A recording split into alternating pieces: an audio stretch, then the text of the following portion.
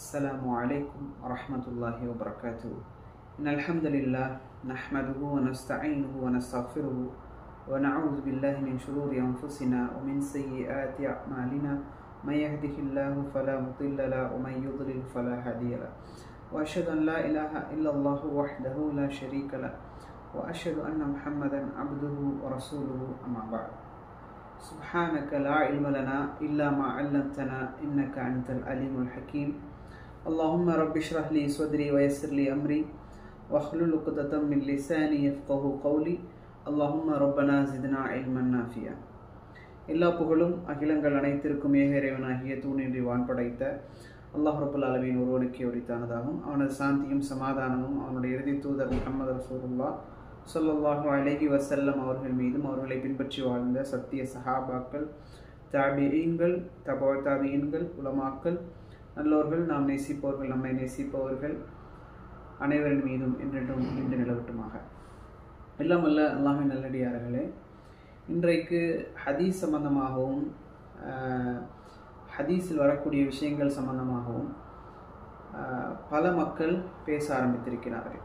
அப்போது அவர்கள் பேசக்கூடிய அந்த சந்தர்ப்பத்தில் அவர்கள் வைக்கக்கூடிய வார்த்தைகளான சஹீஹ் என்றால் என்ன, பஈஃப் என்றால் என்ன, மர்ஃபூ என்றால் என்ன, மௌகூஃப் என்றால் என்ன, இப்படி இல்லத் என்றால் என்ன, இப்படி ஹபர் என்றால் என்ன, அசர் என்றால் என்ன, இதுவெல்லாம் அவர்கள் பேசக்கூடிய பேச்சிலே வழிகேடர்கள், அதே போன்று ஷியா தாக்கம் பெற்றவர்கள், அதே போல் இஹ்வானிய சிந்தனை உள்ளவர்கள், அல்லது தங்களை அறியாமலேயே வழிகேட்டை அவர்கள் ஹவாரிஜிய சிந்தனைகள், அந்த மோத்தசிலிய சிந்தனைகளை விதைக்கக்கூடியவர்கள், அல்லது அவர்களே தெரியாமல் அந்த கொள்கையில் இருக்கக்கூடியவர்கள் எல்லோரும் இந்த ஹதீஸ் சம்பந்தமாக பேசக்கூடிய நேரத்தில், வரலாறு சம்பந்தமாக பேசக்கூடிய நேரத்தில், அவர்கள் ஹதீஸுகளை எடுத்து வைக்கக்கூடிய அந்த சந்தர்ப்பத்தில் பொதுமக்களாக இருக்கக்கூடிய நானும் நீங்களும் இது சம்பந்தமான ஒரு சின்ன விளக்கத்தையாவது, நம்ம உசூலுல் ஹதீஸை பற்றி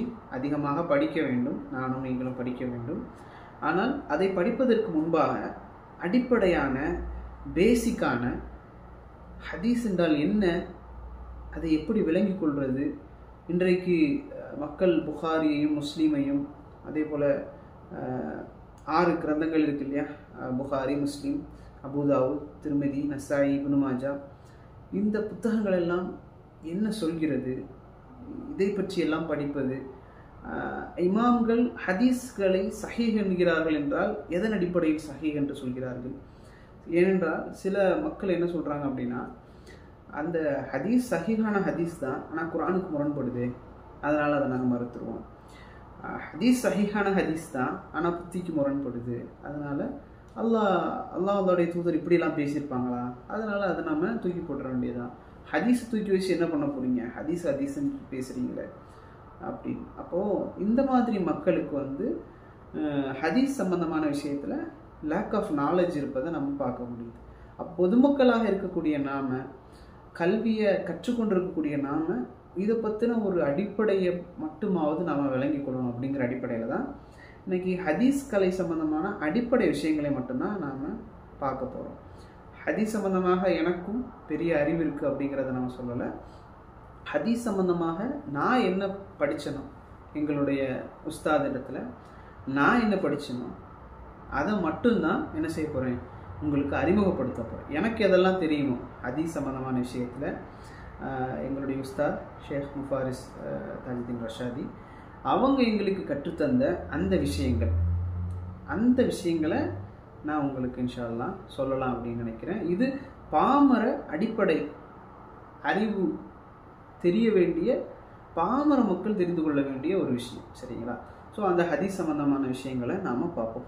அப்போ இது உசூலுல் ஹதீஸ், ஹதீஸினுடைய ஒரு கலை. உசூலுல் ஹதீஸ் என்பது ஹதீஸ் கலை, அதனுடைய அடிப்படை விதிகளை இன்ஷா அல்லாஹ் நம்ம பார்ப்போம். அப்போது முதலாவதாக ஹதீஸ் என்றால் என்ன அப்படின்னு கேட்டால், ஹதீஸ் அப்படின்னு சொல்கிறாங்களே, ஹதீஸ். அப்போ ஹதீஸ் என்றால் என்ன அப்படி என்று சொன்னால், நபி ஸல்லல்லாஹு அலைஹி வஸல்லம் அவர்களுடைய சொல், செயல், அங்கீகாரம், வர்ணனை. அப்போ என்ன, நபி ஸல்லல்லாஹு அலைஹி வஸல்லம் அவருடைய சொல், செயல், அங்கீகாரம், தோற்றம், குணம், இதை பற்றிய வர்ணனைகள், தோற்றம் மற்றும் குணம் பற்றிய வர்ணனைகளும் ஹதீஸ்கள் தான். அப்போ இதில் நபி ஸல்லல்லாஹு அலைஹி வஸல்லம் அவர்களை சொன்னதை சொல்வார்கள் நபித்தோழர்கள், அது என்ன? ஹதீஸ். நபி ஸல்லல்லாஹு அலைஹி வஸல்லம் அவர்கள் செய்ததை சொல்வார்கள், அது ஹதீஸ். நபி ஸல்லல்லாஹு அலைஹி வஸல்லம் அவர்களுக்கு முன்பாக ஒரு நிகழ்ச்சி நடந்து அதை அவர்கள் மறுப்பு தெரிவிக்கவில்லை என்றால், அவர்கள் மறுப்பு சொல்லவில்லை என்றால் அது ஹதீஸ். அதே போன்று நபி ஸல்லல்லாஹு அலைஹி வஸல்லம் அவர்களுக்கு முன்பாக ஒரு சம்பவம் நடந்து அதை அவர்கள் மறுப்பு தெரிவித்தார்கள் என்றால் அது ஒரு ஹதீஸ். அதே போல நபி ஸல்லல்லாஹு அலைஹி வஸல்லம் அவருடைய முகம், தாடி, உடை, பாவனை, அவர்களுடைய ஆடை, அவர்கள் எப்படி உறங்கினார்கள், எப்படி முடிவெட்டினார்கள், எப்படி அவர்கள் நடந்து கொண்டார்கள், இதை பற்றி தெரிவதும் ஹதீஸ். அதே போல் நபி ஸல்லல்லாஹு அலைஹி வஸல்லம் அவர்கள் குணம் சம்பந்தமாக அவர்கள் சிரித்தார்கள், விளையாடினார்கள், அழுதார்கள், இப்படி என்று வரக்கூடிய அவர்களுடைய ஒட்டுமொத்த பயோகிராஃபியும் என்ன? ஹதீஸ் என்று சொல்லப்படுகிறது. அப்போ உசூல் ஹதீஸ் என்றால் என்ன? உசூல் என்றால் என்ன அப்படின்னு சொன்னால், உசூல் ஹதீஸ் என்பது ஹதீஸினுடைய மைய கருத்து, மத்தன் என்று சொல்லக்கூடிய மைய கருத்து, அதே போல் அதனுடைய அறிவிப்பாளர் வரிசை. ஹதீஸினுடைய மைய கருத்து, ஹதீஸினுடைய அறிவிப்பாளர் வரிசை, அது ஏற்றுக்கொள்ளப்பட்டதா நிராகரிக்கப்பட்டதா அப்படிங்கிறத கண்டறிவதற்காக அமைக்கப்பட்ட அடிப்படை விதிகளையும் கோட்பாடுகளையும் அறிந்து கொள்வது தான் என்ன? உசூலுல் ஹதீஸ். சரிங்களா? அப்போ இதில் நாம் சொன்னோம் ரெண்டு விஷயம். ஹதீஸ், உசூல் ஹதீஸ் என்றால் என்ன? மைய கருத்து, அறிவிப்பாளர் வரிசை. அப்போ மத்தன் அப்படின்னு சொல்கிறாங்கல்ல, அறிவிப்பாளர் வரிசை என்பது இஸ்னாத், சனத் என்று சொல்வார்கள்.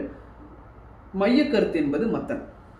அப்போ ஹதீஸ் என்பதை கண்டுபிடிப்பதற்காக, அதனுடைய ஆதாரம் என்ன அப்படிங்கிறத கண்டுபிடிப்பதற்காக, அதனுடைய பலத்தை கண்டுபிடிப்பதற்காக மத்தன் மற்றும் சனதை ஆய்வு செய்வது தான். மத்தன் என்பது மையக்கருத்து, சனத் என்பது அந்த அறிவிப்பாளர் வரிசை. ஹபர் அப்படின்னு சொல்லுவாங்க. ஹபர் அப்படின்னா என்னன்னா செய்தி. ஹபர் என்பது செய்தி, ஒரு இன்ஃபர்மேஷன் அல்லது நியூஸ், அதுதான் ஹபர் அப்படின்னு சொல்லுவாங்க. அப்போ தயீஃபான ஹதீஸை ஹதீஸ்னே சொல்ல மாட்டோம். தயீஃபான ஹதீஸை என்ன செய்வோம்? ஹதீஸ்னே சொல்ல மாட்டோம். ஹபர் என்பதற்கு வேறு கருத்துக்கள் இருந்தாலும் அதையும் ஹதீஸ் என்பதை, அந்த பொருளை தான் அது குறிக்கும். ஹபர் என்பது செய்தி அப்படிங்கிற அர்த்தத்தை அது குறிக்கிறது. அசர் என்றால் என்ன? அலிஃப், அ, அ, ச, ரா. அப்போ அசர் என்றால் என்ன? அடிச்சுவடு அப்படிங்கிறது தான் அதனுடைய அர்த்தம். அல்லாஹ்வுடைய தூதர் என்ன சொல்கிறாங்க? அந்த ஷைத்தானுடைய அடிச்சுவடுகளை பின்பற்றாதீங்க, அந்த அசர். சரிங்களா? அப்போ அடிச்சுவடு. ஹதீஸ் கலையில் அது என்ன?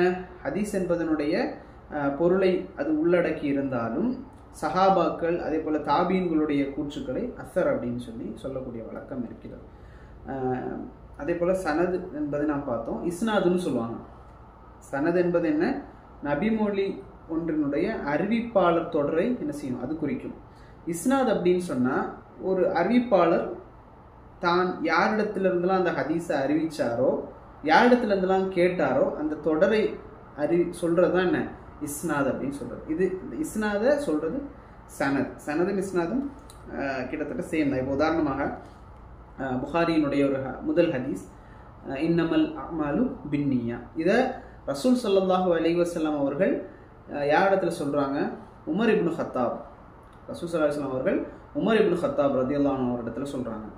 அவங்க அல்கமா அவங்க இடத்துல சொல்கிறாங்க. அவங்க முஹம்மது இப்னு இப்ராஹிம் அவங்க இடத்துல சொல்கிறாங்க. முஹம்மது இப்னு இப்ராஹிம் யஹ்யா இப்னு சயீதிட்ட சொல்கிறாங்க.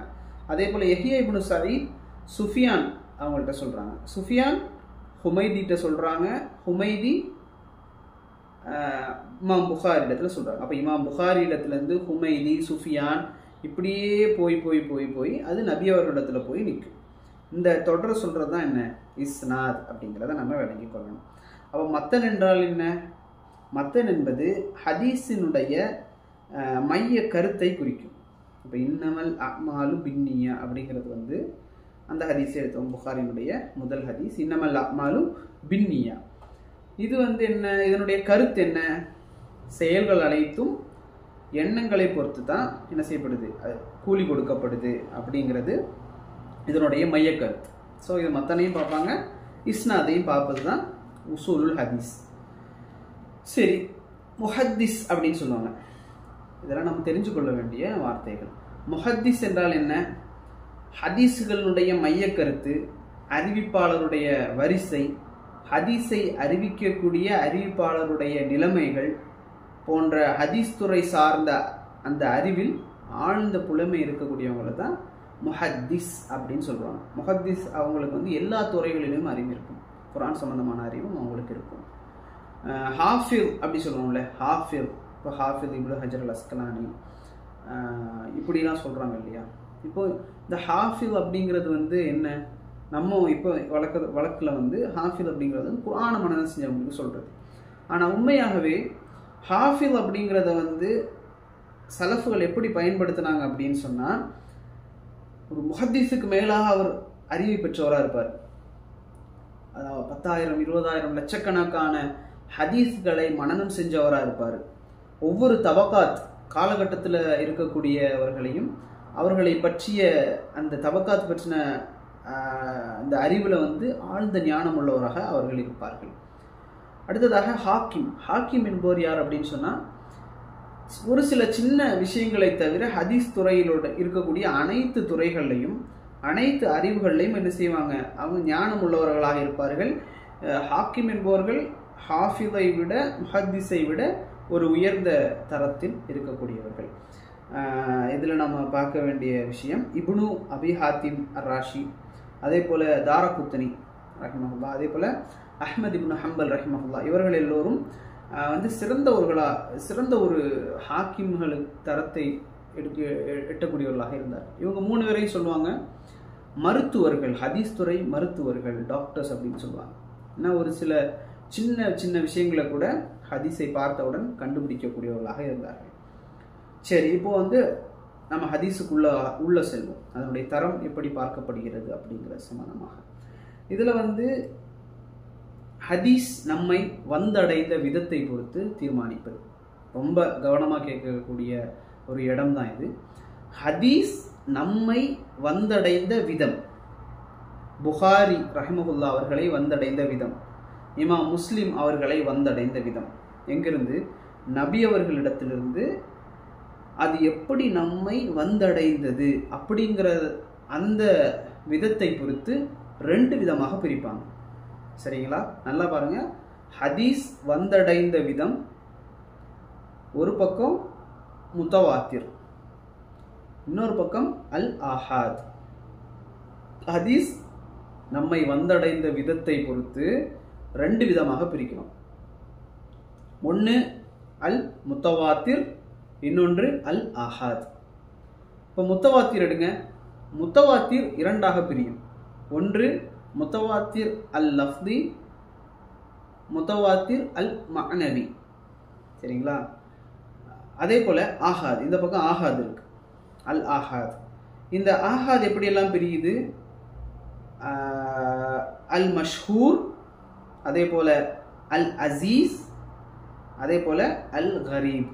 அப்போ நல்லா பாருங்க, முத்தவாத்திர் ஆஹாத், முத்தவாத்திரிலிருந்து முத்தவாத்திர் அல் லஃப்தி, முத்தவாத்திர் அல் மஅனவி, ஆஹாதிலிருந்து அல் மஷ்ஹூர், அல் கரீப், அல் அசீஸ், அல் அசீஸ் அல் கரீப், இப்படி பிரிக்குது. அப்போ இங்கே 2 இங்கே 3. சரிங்களா, இப்போ நம்ம ஆஹாதுடைய இப்போ முத்தவாத்திரை ஃபஸ்ட்டு முத்தவாத்திரை நாம் முதலாவதாக பார்த்துருவோம். முத்தவாத்திரில் 2 பிரிவுகளை நாம் சொன்னோம், அப்படி தானே. அப்போ முத்தவாத்திரை பொறுத்த வரைக்கும் அது என்னவா இருக்குது, முத்தவாத்திர் அல் லஃப்தி, முத்தவாத்திர் அல் மக்னவி, அப்படி தானே. முத்தவாத்திர் என்றால் என்ன, முத்தவாத்திர் இப்போ 2ஆக இருக்குல்ல, முத்தவாத்திரில் அல் லஃப்தி அல் மக்னவி.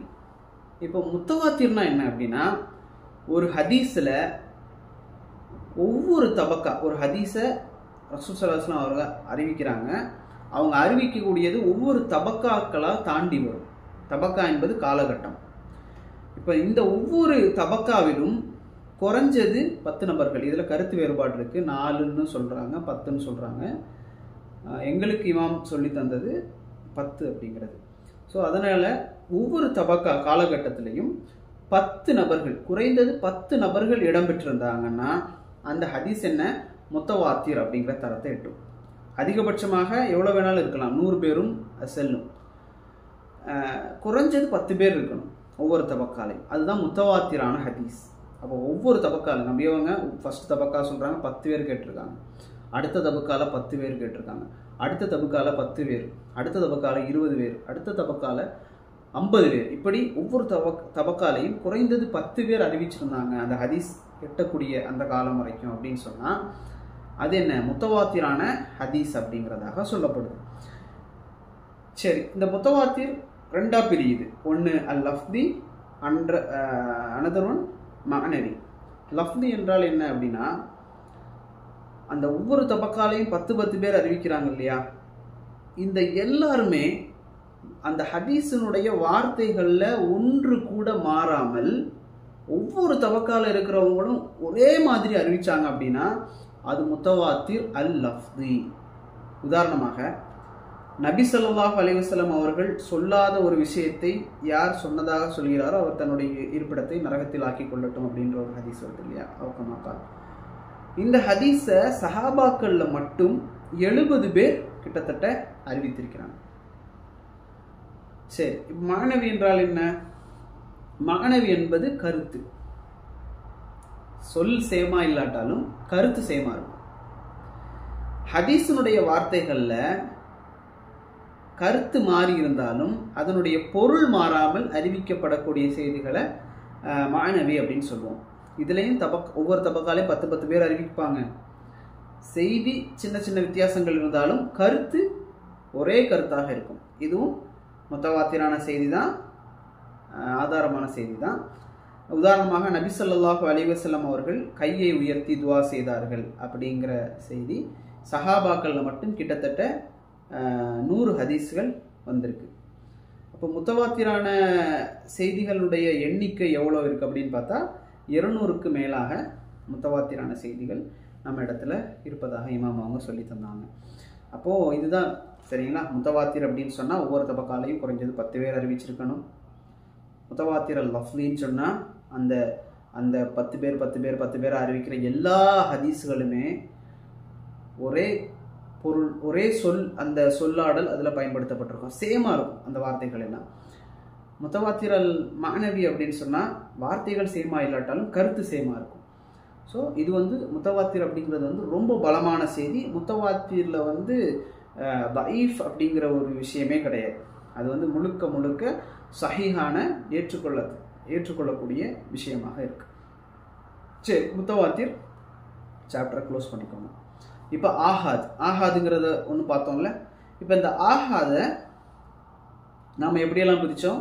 அல் மஷ்ஹூர், அல் அசீஸ், அல் கரீப்.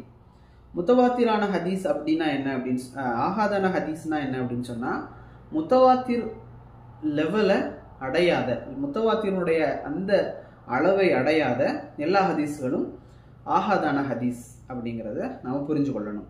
அப்போது அல் மஷ்ஹூர் என்றால் என்ன? முத்தவாத்திரில் நாம் சொன்ன போல் முத்தவாத்திரில் தஈஃப் அப்படிங்கிற பேச்சுக்கு இடம் இல்லை. ஆஹாதான ஹதீஸில் சஹீஹும் இருக்குது, தஈஃபும் இருக்குது, ரெண்டுமே இருக்குது.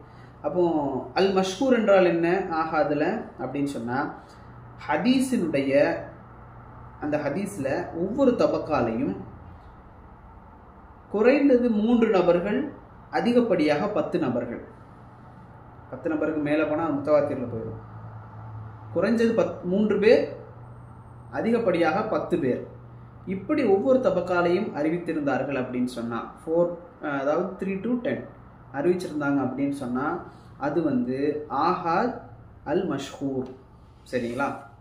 அதே போல் அல் அசீஸ் என்றால் என்ன அப்படின்னு சொன்னால் ஒவ்வொரு தபக்காலையும் 2 பேர் அறிவிச்சிருப்பாங்க.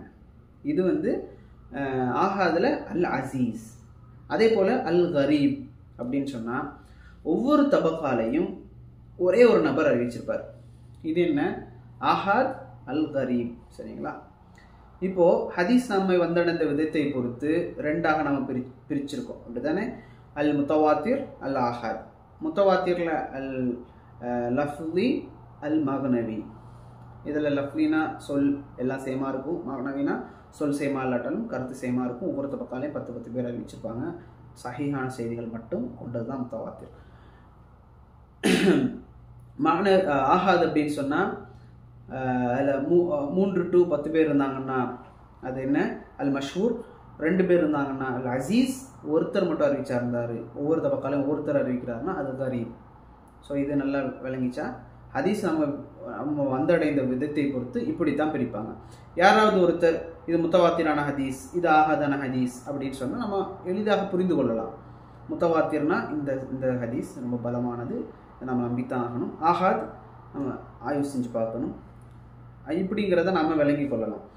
சரிங்களா? இப்போ ஆகாதான ஹதீஸ்களை பற்றி பார்ப்போம். ஆகாதான ஹதீஸ்களை பலம் பலகீனத்தை பொறுத்து எத்தனை வகையாக பிரிக்கலாம்? ஆகாதான ஹதீஸ் தான் பலமான ஹதீஸ் இருக்கு, பலகீனமான ஹதீஸ் இருக்கு. அப்போ பலம் பலகீனத்தை பொறுத்து எப்படியெல்லாம் பிரிக்கலாம்னா 2 விதமாக பிரிக்கலாம். ஒன்று அல் மக்பூல், இன்னொன்று அல் மர்தூத். அல் மக்பூல், அல் மர்தூத். சரிங்களா? இதில் அல் மக்பூல் அப்படிங்கிறது என்ன அப்படின்னா ஏற்றுக்கொள்ளப்பட்ட செய்தி. மக்பூல்னா கபூல், குபூலியத். அப்போ அந்த அல் மக்பூல் அப்படிங்கிறது ஆகாதில் அல் மக்பூல் அப்படின்னு சொன்னால் ஏற்றுக்கொள்ளப்பட்ட செய்தி, இதை ஆதாரமாக கொள்ளணும், இதை வச்சு அமல் செய்கிறது நம்ம மேலே சுன்னத்தாக இருக்கு. அதே போல் அல் மர்தூத் நிராகரிக்கப்பட்ட செய்தி, இதை ஆதாரமாக கொள்ளவோ அமல் செய்யவோ முடியாது. சரிங்களா? அப்போ ஏற்றுக்கொள்ளப்பட்ட ஹதீஸ்கள் தான் என்ன அல் மக்பூல். இப்போ அல் மக்பூல் எடுத்துக்கோங்க. ஆகாதில் அல் மக்பூல், இந்த மக்பூலை மேலே கொண்டு போங்க. மேலே கொண்டு போனால் அல் மக்பூலை வந்து 4 விதமாக பிரிக்கலாம். அது என்னென்னா அப்படின்னா சஹீஹ் லி தாத்திஹி, ஹசன் லி தாத்திஹி, சஹீஹ் லி கைரிஹி, ஹசன் லி கைரிஹி. நல்லா விளங்கணும். சஹீஹ் லி தாத்திஹி, ஹசன் லி தாத்திஹி, சஹீஹ் லி கைரிஹி, ஹசன் லி கைரிஹி. இப்படி 4ஆக பிரிக்கலாம். சஹீஹ் லி தாத்திஹினா என்ன அப்படின்னு சொன்னால் அறிவிப்பாளருடைய வரிசை துண்டிக்கப்படாமல் நம்பகத்தன்மையும் மனன சக்தியும் உடைய ஒருவர் அவரை விட பலமான அறிவிப்புக்கு முரண்படாமல் குறித்த அந்த ஹதீஸை பலகீனப்படுத்தக்கூடிய மறைமுகமான காரணம் எதுவும் இல்லாத நிலையில் அறிவிக்கக்கூடிய ஹதீஸை தான் என்ன செய்வாங்க? சஹீஹ் அப்படின்னு சொல்லுவாங்க. இதுதான் சஹீஹ் லி தாத்திஹி. இதில் மனன சக்தியிலையும் குறைபாடு இருக்கக்கூடாது, மறைமுக காரணம் அப்படி இல்லத்துன்னு சொல்லுவோம்ல, அந்த மறைமுக காரணமும் இருக்கக்கூடாது. இதுதான் சஹீஹ் லி தாத்திஹி. இது சஹீஹான ஹதீஸ். சரிங்களா? அப்போ ஒரு ஹதீஸ் சஹீஹ் ஆவதற்கு என்னென்ன நிபந்தனைகள் இருக்குது? அறிவிப்பாளர் வரிசை, சனத் கரெக்டாக இருக்கணும், நம்பகத்தன்மை, அறிவிப்பாளர் இடத்துல இருக்கக்கூடிய நம்பகத்தன்மை சரியாக இருக்கணும், மனன சக்தி அறிவிப்பாளரோடு சம்பந்தப்பட்டது கரெக்டாக இருக்கணும், பலமானவர் அதாவது பலமானவர் அவரை விட பலமானவருக்கு முரணாக அறிவிக்காமல் இருக்கணும், சனதோடு சம்பந்தப்பட்டது மத்தனோட சம்பந்தப்பட்டது மாத்தமாக அறிவிக்காமல் இருக்கிறது, பலகீனப்படுத்தக்கூடிய காரணம் இல்லத் அப்படின்னு சொல்லக்கூடிய பலகீனமான காரணி, இது மத்தன்லையும் இருக்கக்கூடாது, சனதுலையும் இருக்கக்கூடாது.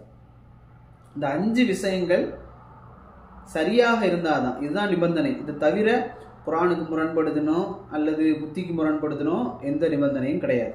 நல்லா வழங்கணும். அறிவிப்பாளர் வரிசை சரியாக இருக்கணும், நம்பகத்தன்மை இருக்கணும் அவரிடத்துல, மனன சக்தி எல்லோருக்கும் சரியாக இருக்கணும், பலமானவர் அவரை விட பலமானவருக்கு முரணாக அறிவிக்காமல் இருக்கணும், பலகீனப்படுத்தக்கூடிய மறைமுக காரணி இல்லாமல் இருக்கணும். சரிங்களா? இந்த 5 இருந்தால் அந்த ஹதீஸ் சஹீஹாக்கப்படும். அப்படி சஹீஹான ஹதீஸ்களை மட்டும் தொகுத்து உருவாக்கப்பட்ட நூல் தான் என்னது? சஹீஹ் அல் புகாரி. அல் ஜாமியுல் முஸ்னது சஹீஹு முக்தசரு மின் உமூரி ரசூலுல்லாஹி ஸல்லல்லாஹு அலைஹி வஸல்லம் வ சுனனிஹி வ ஐயாமிஹி. இதுதான் அந்த இமாம் புகாரியுடைய அந்த கிதாபுடைய பேர். அது பேர் சஹீஹ் புகாரி. இதுக்கு அடுத்த தரத்தில் சஹீஹ் முஸ்லீம் இருக்குது. அதுக்கு அடுத்ததாக இப்னு ஹுசைமா, இப்னு ஹிப்பான் இதெல்லாம் இருக்குது. சரிங்களா? அப்போது சஹீஹ் புகாரியில் நமக்கெல்லாம் தெரியும் 7200 அந்த சொச்சம் ஹதீஸ்கள் இருக்குது. அதில் திரும்ப திரும்ப வரக்கூடிய ஹதீஸ்கள் நிறைய இருக்குது. ஒரே மாதிரி ஒரே ஹதீஸ் வரக்கூடியது 4000. இதுபோல் சஹீஹ் முஸ்லீமில் 12000, சுச்சம் ஹதீஸ்கள் இருக்குது கிட்டத்தட்ட. அதுலேயும் 4000 ஹதீஸ்கள் தான் திரும்ப திரும்ப வருது. சரிங்களா? அப்போ அறிவிப்பாளர் வரிசை என்பது ரொம்ப முக்கியம், மத்தன் என்பதும் ரொம்ப முக்கியம். சரிங்களா? இதில் நம்ம தெரிஞ்சு கொள்ள வேண்டிய ஒரு விஷயம் ஷேக் அவங்க சொல்லி தந்தாங்க. அறிவிப்பாளர் தொடரில் ஒரு சில தொடர்கள் இருக்குது. அந்த தொடர்கள் எல்லாம் மிக முக்கியமாக நம்ம தெரிந்து வைத்துக் கொள்ள வேண்டும். அதாவது ரசூல் ஸல்லல்லாஹு அலைஹி வஸல்லம் அவர்களிடத்திலிருந்து இப்னு உமர் ரலியல்லாஹு அன்ஹு, இப்னு உமர் ரலியல்லாஹு அன்ஹுவிடத்திலிருந்து நாஃபி ரஹிமஹுல்லா, அதே போல நாஃபி ரஹிமஹுல்லா இடத்துலேருந்து மாலிக் ரஹிமஹுல்லா, இந்த 3 பேர் வரக்கூடிய செய்தி இருக்கு இல்லையா, இதை தங்கச் சங்கிலின்னு சொல்லுவாங்க, கோல்டன் செயின் அறிவிப்பு அப்படின்னு சொல்லுவாங்க. அதே போல் ஹம்மாத் இப்னு சலமா அவங்க சாபித் அவங்க இடத்துல கேட்குறது, சாபித் அனஸ் ரலியல்லாஹு இடத்துல கேட்குறது, இதுவும் ஒரு நல்ல தரம் உள்ள செயின். அதே போல் சுஹேல் இப்னு அபு சாலிஹ் அவங்க அபு சாலிஹ் அவங்க இடத்துல கேட்குறது, அவங்க அபு ஹுரைரா ரலியல்லாஹு இடத்துல கேட்குறது, இதுவெல்லாம் படித்தரங்கள் அப்படிங்கிறத நம்ம தெரிஞ்சு கொள்ளணும். சரி, இப்போ ஹசன் லிதாத்திகி, சஹீ லிதாத்திகி பார்த்துட்டோம். ஹசன் லிதாத்திகினா என்ன அப்படின்னு சொன்னால், ஹசன் லிதாத்திகினா அறிவிப்பாளர் வரிசை துண்டிக்கப்படாமல் நம்பகத்தன்மை இருக்குது. ஆனால் மனன சக்தியில் சின்ன ஒரு குறைபாடு இருக்குது. அதாவது மிக பலமான மனசக்தி இல்லாமல் மிக குறைஞ்ச பலகீன சக்தியும் இல்லாமல் நார்மலாக உள்ள ஒருவர் அவரை விட நம்பகத்தன்மை வாய்ந்த அறிவிப்பாளருக்கு முரண்படாமல் குறித்த ஹதீஸை பலகீனப்படுத்தக்கூடிய காரணம் எதுவும் இல்லாமல் அறிவிக்கக்கூடிய ஹதீஸ் தான் என்ன? ஹசன் லிதாத்திகி. சஹீ லிதாத்திகில எல்லாமே பெர்ஃபெக்டாக இருக்குது. ஹசன் லிதாத்திகில ஒரு சின்ன ஒரு மனன குறைபாடு இருக்குது, சின்ன மனன குறைபாடு. அதனால் அது ஹசன் லிதாத்திகியாக போகுது. ஹசன் லிதாத்திகி, 2 ஹசன் லிதாத்திகி ஒரே மாதிரி வந்ததுன்னா அது சஹீஹ் லி கைரியாக மாறும். சரிங்களா? அதை நம்ம பார்ப்போம். சஹீஹ் லி கைரி அப்படின்னா என்ன? ஹதீஸ் ஒன்றிற்கு 2 அறிவிப்பாளர் வரிசை இருந்து 2 அறிவிப்பாளர் வரிசை இருக்கு, அந்த 2ம் ஹசன் லி தாத்திகியாக இருந்தால் அந்த ஹதீஸ் சஹீஹ் லி கைரியாக மாறிவிடும். சரியா? ஹசன் லி தாத்திகி பிளஸ் ஹசன் லி தாத்திகி என்ன ஆயிடும்? சஹீஹ் லி தாத்திகியாக மாறிவிடும். அதே போல ஹதீஸ் ஒன்றுக்கு பல அறிவிப்பாளர்கள் வரிசைகள் இருந்து அவை அனைத்தும் தஈஃபாக இருந்தால், தஈஃபாக வரக்கூடிய ஹதீஸ்கள் பல அறிவிப்பாளர் தொடரில் வருது அப்படின்னு சொன்னால் அது ஹசன் லி கைரியாக மாறிவிடும். சரியா? சஹீஹ் லி கைரியாக மாறாது. சஹீஹ் லி கைரினா என்ன? சஹீஹ் லி கைரி அப்படின்னு சொன்னால் 2 ஹசன் லி தாத்திகியும் சேர்ந்தா சஹீஹ் லி கைரி. லைஃபான ஹதீஸ்கள் சேர்ந்தா அது ஹசன் லி கைரிஹி அப்படிங்கிறத நாம் விளங்கிக் கொள்ளணும். சரி, இப்போ லைஃபான ஹதீஸ் என்றால் என்ன அப்படிங்கிறத பார்ப்போம். இப்போ நாம் தஈஃபான ஹதீஸ் என்றால் என்ன அப்படிங்கிறத பார்ப்போம்.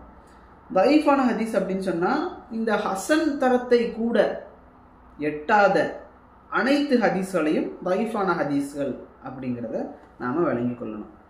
அப்போது பலகீனமான ஹதீஸை ஆதாரமாக கொள்ள முடியுமா அப்படின்னு சொன்னால் முடியவே முடியாது. குறிப்பாக அகீதாவுடைய விஷயத்தில் இருந்தாலும் சரி, ஃபிக்குடைய விஷயத்தில் இருந்தாலும் சரி எடுக்கவே முடியாது. சிலர் ஃபலாயிலாமான்னு சொல்லக்கூடிய அமல்களினுடைய சிறப்பு விஷயத்தில் ஆதாரமாக எடுத்துக்கொள்ள முடியும் அப்படின்னு சில அறிஞர்கள் சொல்கிறாங்க. எங்கள் உஸ்தாதினுடைய கருத்துப்படி அதிலும் நம்ம என்ன செய்ய முடியாது, எடுக்க முடியாது. இன்னும் அமல்களுடைய சிறப்பில் அதை எடுத்துக்கொள்ளலாம் அப்படிங்கிறதுக்கு கூட அறிஞர்கள் நிபந்தனை வச்சுருக்காங்க. அந்த நிபந்தனைகள் என்ன அப்படின்னு சொன்னால், மிக பலகீனமாக இருக்கக்கூடாது முதலாவதாக. இரண்டாவது, பொய் பெரும்பாவம் செய்யக்கூடிய அறிவிப்பாளர்கள் வரிசை வந்துச்சுன்னா அதை எடுக்கக்கூடாது. மூன்றாவதாக, அடிப்படையான அமல்படுத்தக்கூடிய ஒரு சட்டத்தின் கீழ் அமையப்பெற்றதாக அது இருக்க வேண்டும் அப்படிங்கிற மிக கடுமையான விதிகளை வச்சிருக்கிறாங்க. சரி, இப்போ ஆகாதான விஷயம், ஆகாத் பலம் பலகீனத்தை பொறுத்து 2ஆ பிரியும்னு நம்ம பார்த்தோம். ஒன்று என்ன சொன்னோம்? அல் மக்பூல், அல் மர்தூத். மக்பூல் ஏற்றுக்கொள்ளப்பட்ட செய்தி, மர்தூத் நிராகரிக்கப்பட்ட செய்தி. மக்பூல் 4ஆ பிரியுது. சஹீஹ் லிதாத்திஹி, ஹசன் லிதாத்திஹி, சஹீஹ் லி கைரிஹி, ஹசன் லி கைரிஹி. இதை விட்டுருங்க. இப்போ அல் மர்தூத் நிராகரிக்கப்பட்ட செய்திகள், அதை நாம் படிக்கணும். அப்போது அல் மர்தூத் என்றால் என்ன, அதை மேலே கொண்டு வாங்க. அது பல பிரிவுகளாக பிரியுது. அப்போது சஹீஹான ஹதீஸுக்குரிய நிபந்தனைகளில் ஒன்றையோ பலவற்றையோ இழந்த செய்திகளை தான் என்ன செய்வோம், நிராகரிக்கப்பட்ட செய்திகள், அல் மர்தூதான செய்தி அப்படிங்கிறத நாம் விளங்கிக் கொள்ளணும். அப்போது ஒரு ஹதீஸ் நிராகரிக்கப்படுறதுக்கு என்னெல்லாம் காரணம் அப்படி இருக்குது அப்படின்னு சொன்னால், ஒரு ஹதீஸ் நிராகரிக்கப்படுவதற்கு 2 காரணம் தான். ஒன்று அறிவிப்பாளர் வரிசையில் உள்ள கோளாறு. நம்ம இப்போ பார்க்க போகிறது எல்லாமே கோளாறுகள், நிராகரிக்கப்பட்ட செய்தி. சரியா? அறிவிப்பாளர் வரிசையில் உள்ள கோளாறு, அதே போல் அறிவிப்பாளரில் உள்ள கோளாறு. அறிவிப்பாளர் வரிசையில் உள்ள கோளாறு, சனதில் உள்ள சனத் இஸ்னாதில் உள்ள கோளாறு, அறிவிப்பாளர் ராவியில் உள்ள கோளாறு. இந்த 2ஐயும் தான் நம்ம பார்க்கணும். அப்போது ஹதீஸினுடைய அறிவிப்பாளர் வரிசையில் என்னெல்லாம் கோளாறு வரும், என்னென்ன கோளாறு ஏற்படும் அப்படின்னா, ஹதீஸினுடைய அறிவிப்பாளர் வரிசையில் வெளிப்படையான கோளாறு இருக்கு, மறைமுகமான கோளாறு இருக்கு. சரியா? அறிவிப்பாளர் வரிசையில் வெளிப்படையான கோளாறு இருக்கு, மறைமுகமான கோளாறு இருக்கு. இப்போ வெளிப்படையான கோளாறை பொறுத்த வரைக்கும் அது எப்படியெல்லாம் பிரியுதுன்னா, முஅல்லக், முர்சல், முஅல்லல், முன்கதி. நல்லா கேட்கணும். முஅல்லக், முர்சல், முஅல்லல், முன்கதி, இந்த 4ஆக வெளிப்படையான கோளாறு பிரியுது. அறிவிப்பாளர் வரிசையில் உள்ள கோளாறுல மறைமுக கோளாறு எப்படி பிரியுது அப்படின்னா, முதல்லஸ், முர்சல் ஹஃபி, முஅன்னன், முஅன்அன். சரியா? இப்படி 4ஆ பிரியுது. இதில் முதல்லஸ் வந்து தத்லீசுல் இஸ்னாத், தத்லீசு சுயூஹ் அப்படின்னு பிரியுது. சுயூஹ். சரியா? அப்போ இப்படி பிரியுது. அப்போ இதில் நாம் முதலாவதாக ஹதீஸினுடைய அறிவிப்பாளர் வரிசையில் உள்ள வெளிப்படையான கோளாறு காரணமாக பலகீனப்படுத்தக்கூடிய செய்திகளில் முஅல்லக், முர்சல், முஅல்லல், முன்கதி பார்ப்போம். முஅல்லக் என்றால் என்ன? அறிவிப்பாளர் வரிசையினுடைய லாஸ்ட்ல வரக்கூடிய தபஅ தாபீன்களுக்கு கீழாக வரக்கூடிய ஒருவர் விடுபட்டிருந்தால் அது முஅல்லக்கான செய்தி. ஒரு ஹதீஸ் தொடர் வருது, அதில் தபஅ தாபீன்களுக்கு கீழே வரக்கூடியவர் மிஸ் ஆயிட்டார் அப்படின்னா அது முஅல்லக்கான ஹதீஸ், தூக்கி போட வேண்டிய ஹதீஸ். முர்சல் அறிவிப்பாளர் வரிசையில் ஆரம்பத்தில் சஹாபி அல்லது தபஅ தாபீன்களுக்கு மேல் அவர் ஒருத்தர் விடுபட்டிருந்தார் அப்படின்னு சொன்னால் அது முர்சலான ஹதீஸ். முதலான ஹதீஸ் என்றால் என்ன? அறிவிப்பாளர் வரிசைகளில் ஒன்றுக்கு மேற்பட்ட அறிவிப்பாளர்கள் தொடர்ச்சியாக விடுபட்டிருந்தால் அது என்ன? முதலான ஹதீஸ், தூக்கி போட்ட வேண்டியதான். முன்கதியான ஹதீஸ் என்றால் என்ன? முன்கதியான ஹதீஸ் என்றால் அறிவிப்பாளர் வரிசையில் ஏதாவது ஒரு இடத்தில் ஒருத்தர் விடுபட்டிருந்தார்னா அது முன்கதியான ஹதீஸ். சரிங்களா? இப்போ அறிவிப்பாளர் வரிசையில் உள்ள மறைமுக கோளாறுகள், அதன் காரணமாக பலகீனமான ஹதீஸ்கள் எப்படியெல்லாம் பிரிக்கப்படுது அப்படின்னு பார்த்தா, முதல்லஸ், முர்சல் ஹஃபி, அதே போல் முஅன்னன், முஅன்அன் இப்படி பிரிக்குது. அப்போது முஅன்னன் மற்றும் முஅன்னன் வந்து நம்ம பார்க்க வேண்டிய அவசியம் இல்லை, அது கருத்து வேற்றுமைக்குரியது. முதல்லஸ் என்றால் என்ன அப்படின்னு சொன்னால், அறிவிப்பாளர் வரிசையினுடைய குறையை மறைத்து வெளிப்படையில் அழகானதை போல காட்டுவதை தான் என்ன செய்யும்? முதல்லஸ் அப்படின்னு சொல்லுவாங்க. இந்த முதல்லஸ் தான் 2ஆ பிரியுது. இந்த தத்லீஸ் வந்து 2ஆ பிரியுது. என்ன? தத்லீசுல் இஸ்னாத், தத்லீசு ஷுயூஹ். தத்லீசுல் இஸ்னாத்னா என்ன அப்படின்னா, அந்த அறிவிக்கக்கூடியவர் ஒரு ஆசிரியரிடத்திலிருந்து படிச்சிருப்பார், ஆனால் அவர் அறிவிக்கக்கூடிய அந்த குறித்த அந்த ஹதீஸ் இருக்குல்ல, அதை அந்த ஆசிரியரிடத்திலிருந்து கேட்டிருந்தாரா அப்படின்னா கேட்டிருக்க மாட்டார். ஆனால் அவரிடத்திலிருந்து அந்த ஹதீஸை கேட்டது போலயே அறிவிப்பார். இது தத்லீசுல் இஸ்னாத். சரியா? அதே போல் தத்லீசு ஷுயூஹ் அப்படின்னா என்ன அப்படின்னா, அவர் ஒரு ஆசிரியர் இடத்துல படிச்சிருப்பாங்க, அந்த ஆசிரியருக்கு பிரபலமான ஒரு பெயர் இருக்கும், சொந்த பெயர் ஒன்று இருக்கும். அப்போது இவர் என்ன செய்வார் அப்படின்னா, அந்த ஹதீஸ் அறிவிக்கக்கூடிய நேரத்தில் இந்த ஷேக்கு இருக்கக்கூடிய ஒரு இன்னும் மக்களுக்கு அறியாத ஒரு பெயர், அந்த பெயர் நம்பகத்தன்மை மிகுந்த ஒரு அறிவிப்பாளருக்கு முன்பாகவே இருக்கும். ஸோ இவர் என்ன செய்வார் அப்படின்னா, அந்த பெயரை பயன்படுத்துவார். அவர் கேட்டது இந்த அறிஞர் இடத்துல, தன்னுடைய ஆசிரியரிடத்தில். ஆனால் அவர் பயன்படுத்தக்கூடியது பெயர், அவருடைய பெயரும் இவருடைய பெயரும் ஒரே போல இருக்கிறதுனால அவருடைய பெயராக மக்கள் நினைச்சு இந்த ஹதீஸை சஹீஹாக்குவாங்க அப்படிங்கிறதுக்காக செய்யப்படுறது தான் தத்லீஸு ஷுயூஹ் அப்படின்னு சொல்லுவாங்க.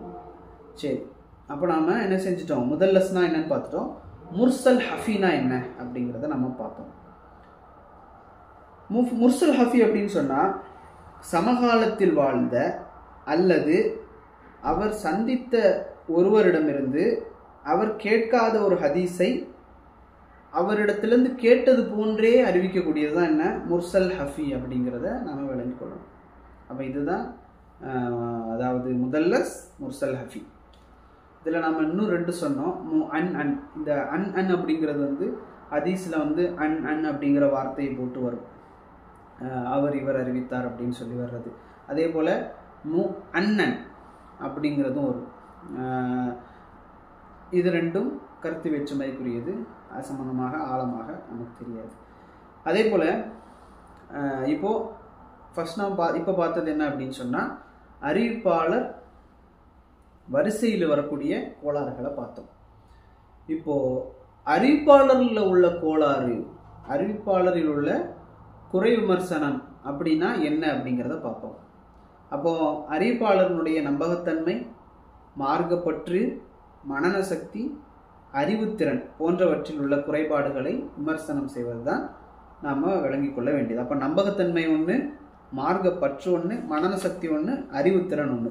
இந்த 4 விஷயத்திற்குள்ள எத்தனை விஷயங்கள் எப்படி எப்படியெல்லாம் குறை விமர்சனங்களை நாம் கண்டறிந்து அதற்கேற்றார் போல, அந்த காரணம் ஏற்றார் போல அதை பிரிப்பாங்க. இந்த ராவி அறிவிப்பாளர் இடத்துல வரக்கூடிய குறைகளுக்கு ஏற்றார் போல அதை பிரிக்கிறது தான் என்ன நம்ம பார்க்க போகிறது.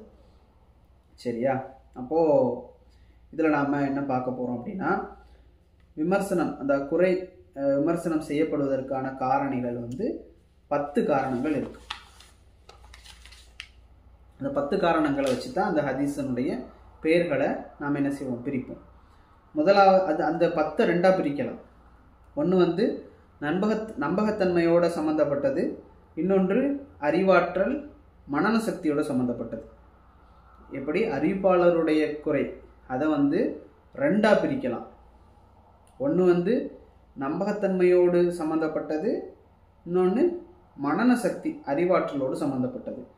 நம்பகத்தன்மையோடு சம்மந்தப்பட்ட விஷயம் இருக்கு இல்லையா, அது 5ஆகவும், அறிவிப்பாளர் மனன சக்தியோடு தொடர்புள்ள அறிவாற்றலோடு தொடர்புள்ள விஷயங்களை 5ஆகவும் பிரிக்கலாம். அது என்னெல்லாம் இருக்குன்னு பாருங்க. மௌதுவான ஹதீஸ் சரிங்களா, மத்ரூக், முன்கர், ஷாத், முஅல்லல், மஹ்ஃபூத், ஜஹாலா, பிதா, சூல் ஹிஃப்த், முஹாலஃபத்து சிக்காத். சரிங்களா, இந்த 10 இருக்கு. இந்த முஹாலஃபத்து சிக்காத்துக்கு பிறகு அதிலிருந்து அது 5ஆக பிரியும். முத்ரஜ், மக்பூல், மசீத் ஃபி முத்தஸில் அசானித், முல்தரிப், முசஹஃப், இப்படி 5ஆக பிரியும். சரி, இப்போ நாம் அதுக்கு போகிறதுக்கு முன்னால் அதை தான் படிக்க போகிறோம். அது என்னன்னு நம்ம ஃபஸ்ட்டு விளங்கணும். அப்போ நம்பகத்தன்மையோடு தொடர்புடைய அந்த 5 விஷயங்கள் என்ன அப்படின்னா, ஹதீஸ்களை அறிவிக்கக்கூடிய விடயத்தில் அவர் பொய் சொல்லக்கூடியவராக இருந்தார்னா அந்த ஹதீஸ் ஏற்றுக்கொள்ளப்படாது. நம்பகத்தன்மை பிரச்சனை. சரிங்களா, அது வந்து கதீப், ஹதீஸ்களை அறிவிக்கக்கூடிய விஷயத்தில் பொய் பேசுறது கதீப், பொய் சொல்லக்கூடியவர். சரிங்களா. ரெண்டாவதாக, ஹதீஸ்களை அறிவிக்கக்கூடிய விஷயத்தில் பொய் சொல்வது கிடையாது, ஆனால் மற்ற விஷயத்தில் பொய் சொல்வார் அப்படின்னு சொன்னால் அதுவும் நம்பகத்தன்மையில் பிரச்சனை. மூன்றாவதாக, பெரும்பாவம் செய்யக்கூடியவராக அவர் இருப்பார், ஃபிஸ்க் என்று சொல்லக்கூடிய பெரும்பாவம் செய்யக்கூடியவராக இருந்தார்னா நம்பகத்தன்மை இல்லை. நான்காவதாக, அறிவிப்பாளர்களுடைய கொள்கை அடிப்படையில் அவர் பிதத்வாதியாக முபுத்ததியாக இருந்தால் அதுவும் ஏற்றுக்கொள்ளப்படாது. அதே போல அதாவது ஜஹாலா, அறிவிப்பாளர் யார் என்றே அறியப்படாமல் இருப்பது, அவர் சம்பந்தமான அந்த ராவி சம்பந்தமான செய்திகளே இல்லாமல் இருந்தாலும் நம்பகத்தன்மையில் பிரச்சனை. பாருங்கள், எவ்வளோ கடினமாக ஸ்ட்ரிக்டான ஒரு முறையில் ஹதீஸ்களை சஹி தஈஃபாக பிரிக்கிறாங்க பாருங்கள். இரண்டாவதாக அறிவாற்றல் மனன சக்தியோடு தொடர்புள்ள அந்த விஷயங்கள் என்ன அப்படின்னா, சரியானவற்றை அறிவிப்பதை விட தவறாக அறிவித்ததே அதிகம் என்று கூறப்படக்கூடிய அளவிற்கு ஒருத்தரிடத்தில் தவறு காணப்பட்டு அப்படின்னு சொன்னால் அது என்ன, நிராகரிக்கப்பட வேண்டிய செய்தி. இரண்டாவதாக மிக குறைந்த அளவில் மனசக்தி உடையவராக அவர் இருந்தார் அப்படின்னா சூவில் ஹெஃப்ல், அதான் சொல்கிறது, மனசக்தியில் குறைபாடு இருந்துச்சுன்னு சொன்னால் அதுவும் நிராகரிக்கப்படும். அதே போல் அல் ஒஃப்லத் குறைவானவராக இருப்பார், அதுவும் ஏற்றுக்கொள்ளப்படாது. அதே போல் தான் செய்த தவறை தானே உணராமல் இருக்கக்கூடியவர் ஏற்றுக்கொள்ளப்படாது. அதே போல் முஹாலஃபத்து சிக்காத், தன்னை விட பலமான அறிவிப்பாளருக்கு முரணாக அறிவிக்கக்கூடியவராக இருப்பார், இதுவும் என்ன, ஏற்றுக்கொள்ளப்படாது. இப்போ இந்த 10 காரணங்களை வச்சு தான் ராவிகளுடைய அறிவிப்பாளரை வச்சு பிரிக்கப்படுது. சரி, இதில் மௌதுவான ஹதீஸ் அப்படின்னா என்னன்னு பார்ப்போம். மௌதுவான ஹதீஸ் அப்படின்னா ஒரு அறிவிப்பாளர் பொய்யராக இருந்தார் அப்படின்னா அவர் இடம்பெறக்கூடிய ஹதீஸ் மௌதுவான ஹதீஸ் அப்படிங்கிறது அழைக்கப்படும். அதாவது நபி ஸல்லல்லாஹு அலைஹி வஸல்லம் அவர்களோடு இணைத்து புனைந்துரைக்கப்பட்ட இட்டுக்கட்டு செய்யப்பட்ட பொய்யான செய்தியை தான் மௌதுவான ஹதீஸ் அப்படின்னு சொல்லுவோம்.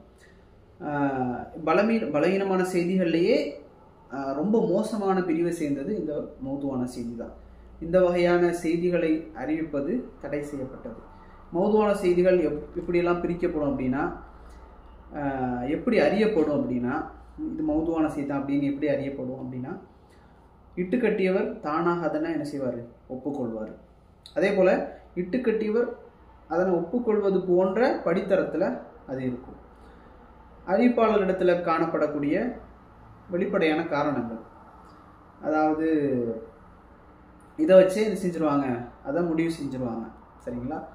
மௌதுவான செய்திகள் என்ன காரணத்துக்காக உருவாக்கப்பட்டன அப்படின்னு சொன்னால், ஒரு சிலர் நல்ல விஷயத்துக்கும் ஒரு சிலர் கெட்ட விஷயத்துக்கும், அல்லாஹுவை நெருங்கலாம் என்ற நப்பாசையில் உருவாக்கப்பட்டிருக்கு.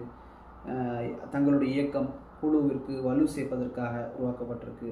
இஸ்லாத்துக்கு எதிரான ஒரு அவப்பெயரை ஏற்படுத்தணும் அப்படிங்கிறதுக்காக உருவாக்கப்பட்டிருக்கு. ஆட்சியாளரிடத்தில் நெருக்கத்தை பெறணும் அப்படிங்கிறதுக்காக உருவாக்கப்பட்டிருக்கு.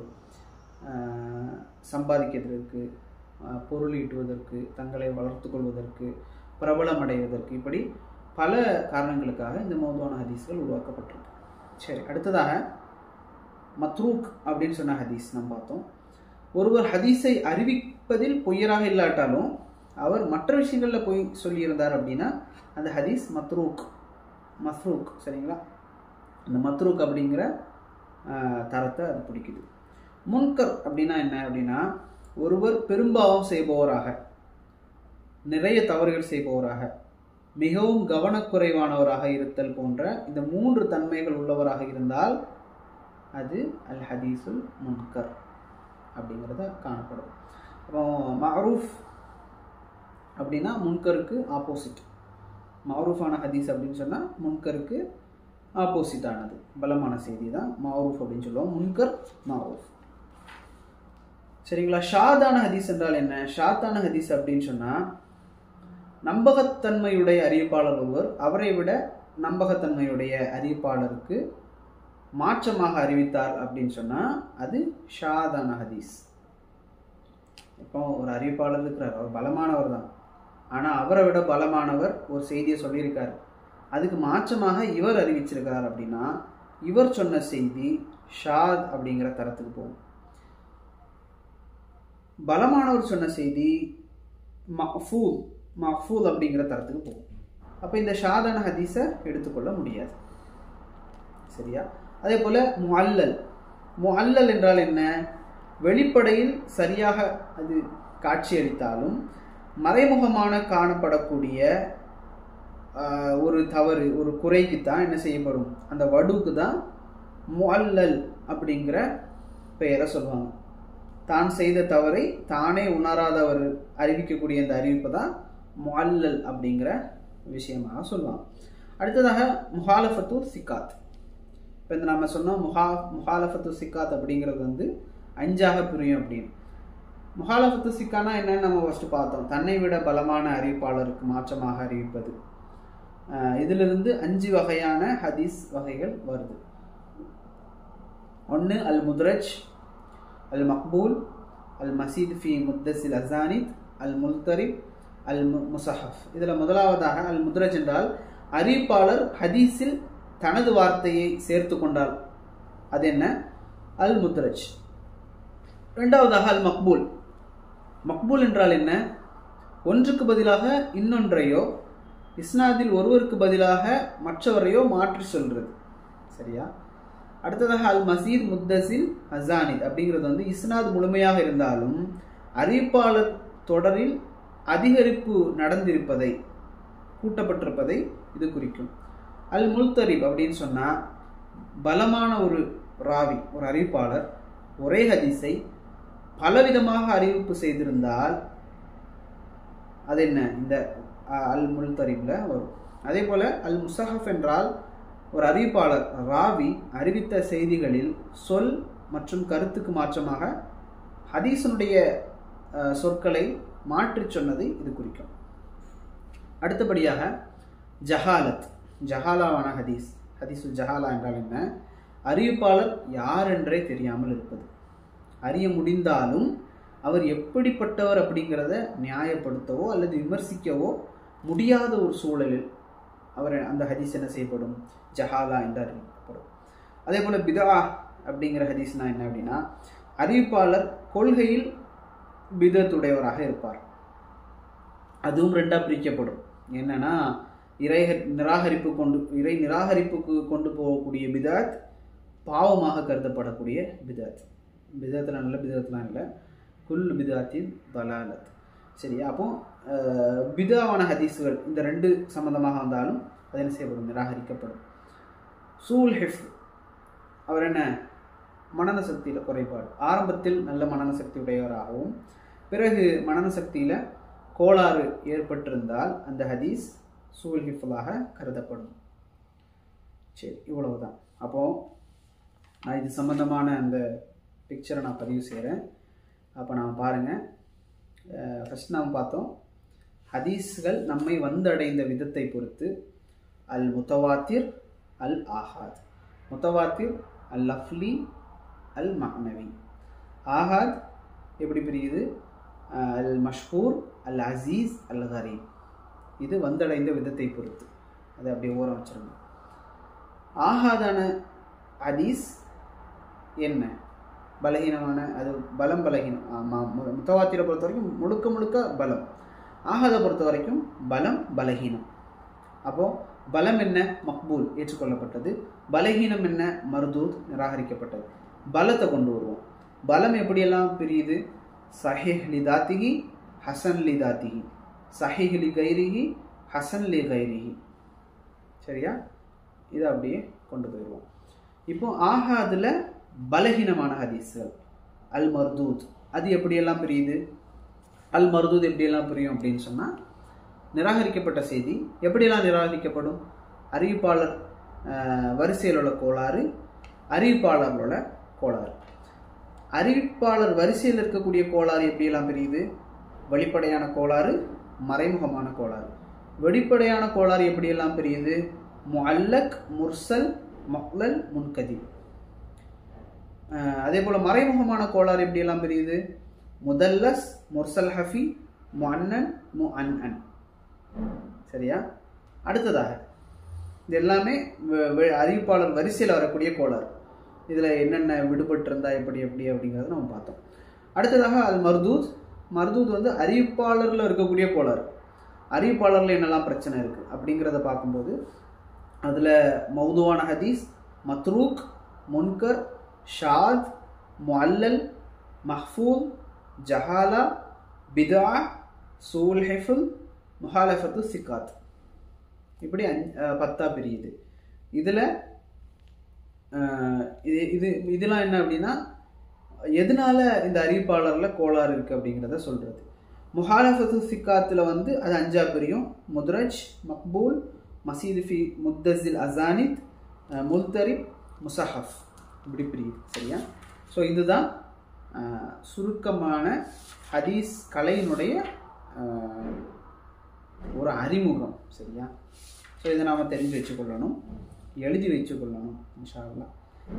சரி, இதை தாண்டி ஆஹாதான ஹதீஸில் மூன்றாவது ஒரு பிரிவு இருக்குது. ஆஹாதான ஹதீஸில் மூன்றாவது ஒரு பிரிவு இருக்குது, அதை நாம் பார்த்துக்கொள்ளணும்.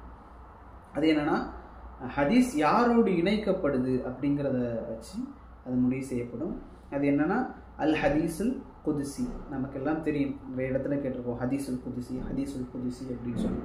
அது என்ன ஹதீஸுல் குதுசினா என்ன அப்படின்னா, அல்லாஹ்விடமிருந்து நபி அவர்களுக்கு நேரடியாக அறிவிக்கக்கூடிய ஹதீஸ்கள் தான் என்ன ஹதீஸுல் குதுசி அப்படின்னு சொல்லப்படும். சரியா? இப்போது அதே போல் மௌகூஃப் அப்படிங்கிறது ஒன்று நம்ம தெரிஞ்சுக்கணும். மௌகூஃப் அப்படின்னா என்னென்னா, நபித்தோழர்களுடைய சொல் செயல் பற்றி வரக்கூடிய செய்திகளைத்தான் இது குறிக்கும். இது நபித்தோழர்களுடைய அங்கீகாரம் இதில் வராது, நபித்தோழர்களுடைய சொல் செயல் பற்றிய செய்திகளை இது குறிக்கும். அதான் மௌகூஃப் அப்படிங்கிற விஷயம். அப்போல மர்ஃபூ அப்படின்னு சொல்கிறோம் இல்லையா, மர்ஃபூ அப்படிங்கிறதும் ஹதீஸ் தான். நபி ஸல்லல்லாஹு அலைஹி வஸல்லம் அவருடைய சொல் செயல் வர்ணனை பற்றிய செய்திகள் தான் மர்ஃபூவான ஹதீஸ்கள் அப்படின்னு மர்ஃபூன்னு சொல்லுவாங்க. அதே போல் மக்தூப் அப்படின்னு சொன்னால் தாபீன்களுடைய சொல் செயல் பற்றி வரக்கூடிய செய்திகளை சொல்லுவாங்க. இதுவெல்லாம் நாம் தெரிந்து வைத்துக் கொள்ள வேண்டிய விஷயம். இன்ஷா அல்லாஹ் அடுத்ததாக அடுத்த சந்தர்ப்பம் கிடைச்சால் உலூமுல் ஹதீஸ் சம்பந்தமாக நம்ம பார்ப்போம். ஹதீஸ்கள் எவ்வாறு தொகுக்கப்பட்டது, என்னென்ன கிதாபுகள் இருக்குது, அது எப்படி நம்மளை வந்தடைஞ்சிது அப்படிங்கிறத பற்றி இன்ஷா அல்லாஹ் பார்ப்போம். எதை கேட்டோமோ அதன்படி செயல்படக்கூடிய மக்களாக அல்லாஹ் ரப்பல் ஆலமீன் உங்களை நினைவாக்கிடுவானாக. ஹதா மா இன்தி வல் இல்மு இன்தல்லாஹ் வ கூலு கௌலி ஹதா வஸ்தக்ஃபிருல்லாஹி லி வ லக்கும். அஸ்ஸலாமு அலைக்கும் வரஹ்மத்துல்லாஹி வபரகாத்துஹு.